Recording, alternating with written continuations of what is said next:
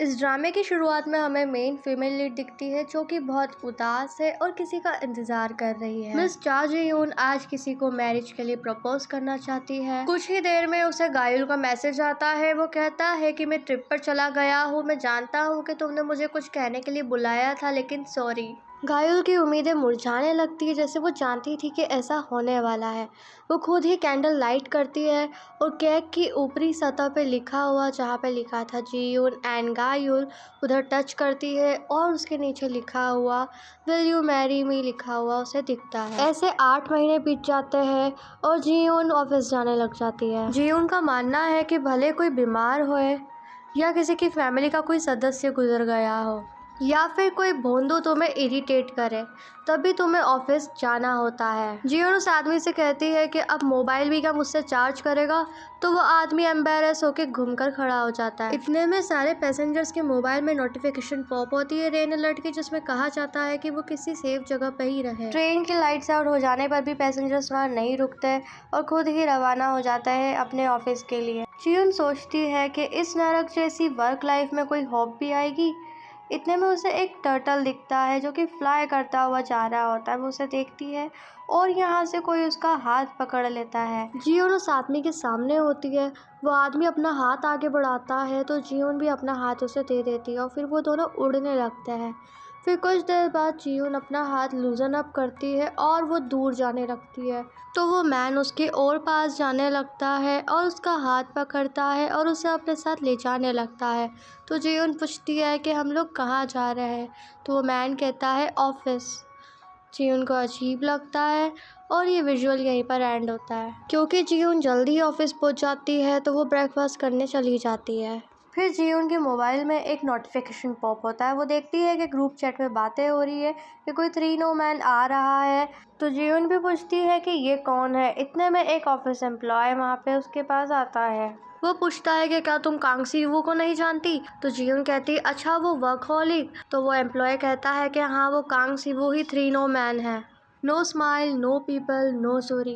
Kong Si-woo का face हमेशा called रहता है। वो कभी स्माइल नहीं करता और रेयरली लोगों से सोशलाइज करता है और कभी भी पहले अपोलोजाइज नहीं करता, चाहे सामने वाला उसकी हायर पोजीशन का हो या लोअर पोजीशन का हो। इसलिए उसे 3 नो मैन कहते हैं, ऐसा एम्प्लॉय जी-यून को बता रहा होता है। जब जी-यून ऑफिस पहुंचती है तो वो देखती है कि टीम लीडर बहुत फ्रस्ट्रेटेड है। तो जी-यून पूछती है क्या हुआ, तो टीम लीडर बताते हैं कि प्रोडक्शन लाइन वर्क नहीं कर रही है।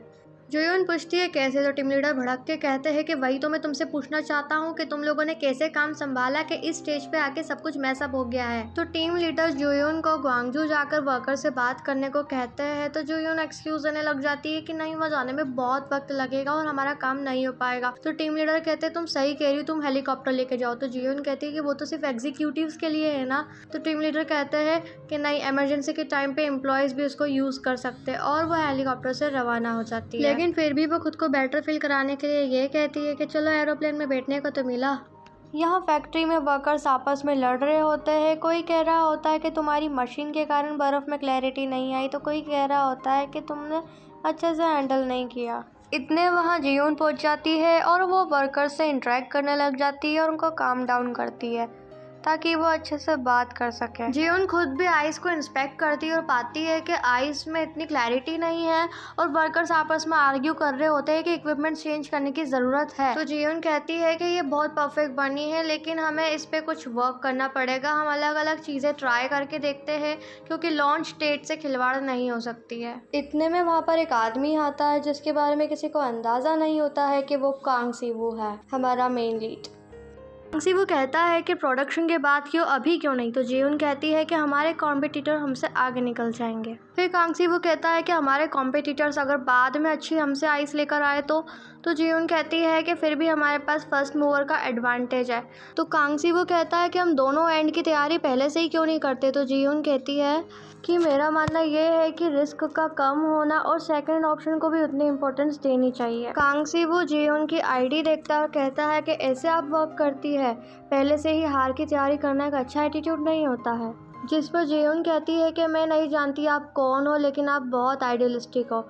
तो कांग सीवू अपना नाम बताता है तो सभी उसकी तरफ हैरानी से देखते हैं। जियोंग का तो मुंह ही खुला रह जाता है। वर्कर्स पूछने लगते हैं कि आप बिना बताए कैसे यहाँ आ गए। तो फिर कांग सीवू बताता है कि मैं कंपनी जा रहा था, लेकिन मैंने सोचा कि मैं कुछ देर यहाँ आके देख लूँ। ये कहकर कांग सीवू वहाँ से जाने लगता है। तभी एक वर्कर वहाँ पे कहता है जियोन से कि हमें प्रोडक्शन सस्पेंड करना होगा। तो जियोन उनको रोकती है और कहती है कि नहीं, हम ऐसा नहीं कर सकते हैं। और ये बात कांग सीवू भी सुन रहा होता है। इतने में फिर जियोन सॉल्यूशन बताती है कि हम आइस स्पाइक ट्राई करते हैं, हम रिवर्स सर्कलिंग करेंगे। ये बात सुनकर जियोन पे सारे वर्कर्स हंसने लगते हैं, उसको सीरियस नहीं लेते। लेकिन यही बात कांग सीवू को हिट करती है। अब जियोन वापस रवाना हो रही होती है हेलीकॉप्टर से। तो पायलट बताता है कि उनके साथ एक और पैसेंजर है। तो वो देखती है बाहर की ओर, तो वहाँ से कांग सीवू आ रहा होता है। कुछ देर बाद जियोन खुद का इंट्रोडक्शन देती है और अपोलोजाइज भी करती है कि उसने उनको पहचाना नहीं। कांग सीवू कहता है कि तुम काफ़ी बदल गई हो। जब जियोन को समझ नहीं आता कि वो क्या बोला। इसके बाद प्लेन में थोड़ा टर्ब्यूलेंस आता है तो जियोंग घबरा जाती है और पैराशूट और वेस्ट ढूंढने लग जाती है ताकि वो सेफ लैंडिंग कर पाए। वॉमिटिंग के लिए जियोंग कांग सीवू को एक थैली देने जाती है। इतने में जोरदार टर्ब्यूलेंस आता है कि वो डर के मारे कांग सीवू की गोदी में सर रख लेती है और वो डरी हुई रहती है। जब उसको रियलाइज़ होता है कि वो कहाँ पहुँच गई तो उसको बहुत एम्बैरेसमेंट होने लगती है। लेकिन जैसे तैसे वो उठ के बैठ जाती है और कुछ देर बाद उसको वॉमिट वहीं पर ही हो जाती है। फिर अपने ऑफिस पहुंचने के बाद वो हमेशा की तरह टाइम सेट कर लेती है और वो एक फ़िक्स टाइम पे ही हमेशा वहाँ से एग्ज़िट करती है, जिसके कारण सभी उसको क्लॉक आउट गर्ल कहते हैं। जब वो निकल रही होती है तो ऑफिस के सारे एम्प्लॉयज़ बात करने लग जाते हैं कि वो हमेशा इतनी जल्दी कहाँ जाती है, क्या उसका कोई बॉयफ्रेंड है। अपने घर पहुंचने के बाद वो ऑफिस की सारी नोटिफिकेशंस ऑफ करती है और जूस के सिप लेती है। और उसको आज की हुई कॉन्वर्जेसन कांग सीवू के साथ याद आती है और काफ़ी गुस्सा, फ्रस्ट्रेशन, एम्बैरेसमेंट सब एक साथ आती है। ऑफिस की कोई भी फ्रस्ट्रेशन उसे फील होती है तो वह हमेशा की तरह एक रेजिग्नेशन स्टिकर चिपकाती है और ख़ुद को सेटिस्फाइड फील कराती है। उसके मंगाए हुए चिकन फ्राइज़ भी आ जाते हैं, द ओनली थिंग जो उसको चीयर अप करता है। और ये सब खाते हुए वो अपनी मॉम से वीडियो कॉल पे होती है, जहाँ उसकी मॉम उसको इंसिस्ट करती है कि वो अब किसी से शादी कर ले, लेकिन वो नहीं मानती। इसके बाद वो म्यूज़िक प्ले करती है। म्यूज़िक के नोट सुनकर उससे गायुल की याद आती है कि उससे कब वो पहली बार मिली थी। वो गायुल को पियानो प्ले करता हुआ देख काफ़ी फैसिनेट हो जाती है। पियानो प्ले करने के बाद गायुल उससे पूछता है कि तुम कौन सा इंस्ट्रूमेंट प्ले करती हो। तो उसे जो इंस्ट्रूमेंट दिखता है वो उसका नाम ले देती है, डैट इज़ ड्रम। गायुल ये सुनकर कहता है कि तुम तो काफ़ी कूल हो और उसे फॉर्म पकड़ा देता है कि तुम इसमें अपना नाम लिख दो। फिर वो ड्रम प्ले करने की प्रैक्टिस करने लग जाती है और 2 साल बाद गायुल के साथ बैंड में परफॉर्म भी करने लगती है। और बस यहीं से वो एक दूसरे को पसंद करने लग जाते हैं। सेम डे जियोन उसको प्रपोज करने वाली होती है, लेकिन गायुल मिलिट्री में साइन अप करने की न्यूज़ सबको सुना देता है, जिसे सुनकर जियोन बहुत अपसेट हो जाती है और प्रपोज को डिले करने का सोचती है। फिर कुछ साल बाद वो फाइनली मिलिट्री में जा रहा होता है तो जियोन उससे पूछती है कि तुम वापस तो आओगे ना स्कूल। तो वो कहता है कि मुझे ऑस्ट्रेलिया में ओपन परफॉर्म करना है तो मैं नहीं आ पाऊँगा। फिर 4 साल बाद वापस से गायुल जियोन को दिखता है केमिस्ट की शॉप पे, जिसे देख के वो काफ़ी हैरान हो जाती है क्योंकि वो बिना नोटिस के वहाँ आया होता है। यह कांग सीवू अपने ऑफिस एम्प्लॉयज़ की प्रोफाइल देख रहा होता है और उसे पता चलता है कि यो जोन प्रोडक्शन टीम फर्स्ट की सीनियर एसोसिएट है। नेक्स्ट डे कांग सीवू सभी ऑफिस एम्प्लॉयज़ के सामने अनाउंस करता है कि प्रोडक्शन टीम का टीम लीड है। ये सुनकर जियोन काफ़ी फ्रस्ट्रेट हो जाती है क्योंकि कांग सीवू को हर प्रोजेक्ट में सक्सेस ही मिलती है और वो उसे कॉम्पीट करेगा। मिस्टर जंग जब वापस अपनी प्लेस पे आ रहे होते हैं, जो कि यूजोन के फ्रेंड होते हैं, तो यूजोन उनको चिढ़ाने लग जाती है और हंसती रहती है कि तुम्हारे लीडर तो कांग सीवू है। ये कांग सीवू देख लेता है, यूजोन चुप हो जाती है। जियोन जब अपनी कलीग के साथ लंच करने जाती है तभी उसकी मॉम का उसे कॉल आता है कि वो पास के ही रेस्टोरेंट में है तो वो वहाँ पर आ जाए। बताए हुए रेस्टोरेंट में जब जियोन पहुँचती है तो एक लड़का उससे पूछता है कि क्या तुम ही जियोन हो। तो जियोन समझ जाती है कि यह ब्लाइंड डेट उसकी मॉम ने अरेंज करी है। जियोन उसको कहती है कि मैं आती हूँ, तुम रुकना यहाँ पे, और अपनी माँ से बात करती है और उन्हें कोसने लग जाती है कि आपने मेरे ऑफिस के पास में इसको क्यों बुलाया और बिना मुझसे बताए ब्लाइंड डेट क्यों रखी। और कांग सीवू भी उसी कैफे में लंच करने के लिए आ जाता है क्योंकि जियोन ने रास्ता ब्लॉक कर रखा होता है तो वो उसको साइड होने को कहता है।